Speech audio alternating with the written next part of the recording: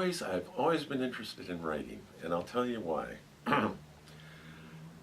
Writing is something that you got to do reasonably well, and if you're a scientist, you got to do it even better.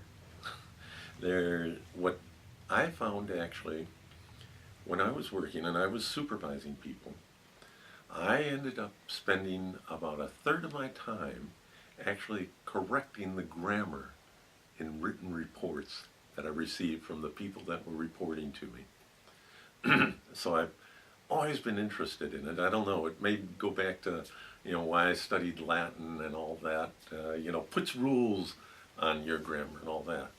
And so the writing has always been of interest to me. Scientific writing, you have to write clearly, you have to know how to write, you have to be able to convey your ideas, or it's just, lost. So I actually decided I would go into more kind of fictional writing and use my imagination a little bit if I could, and managed to write a couple short stories, which won a couple prizes and all that.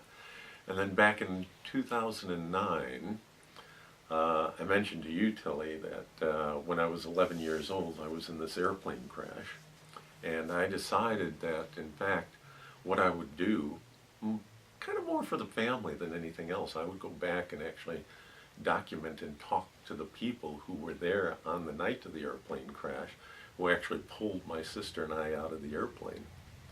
And then I put it in a book. I could even send you a copy if you'd like, and it was published in 2012. So that was a very interesting thing to do in a, kind of investigative reporting. What I decided to do was, my sister and I actually had not been back to this little town for 50 years. And so I got back in touch with these people. It was up in northern Wisconsin.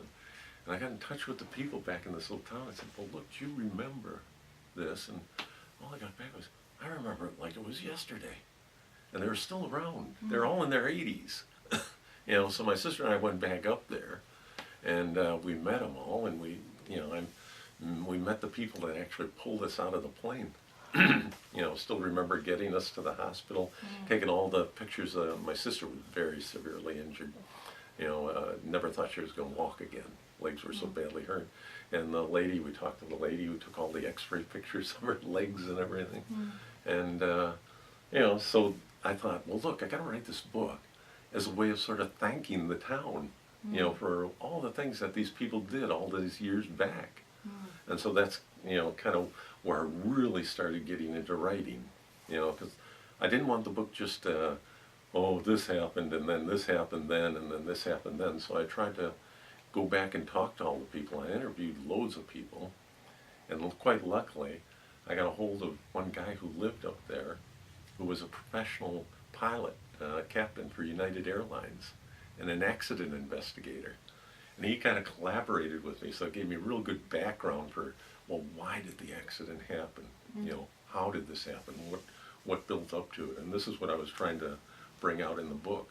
I started out, kind of a couple weeks before, the accident, then, cousin came to stay with us and all that, sort of built into it from there.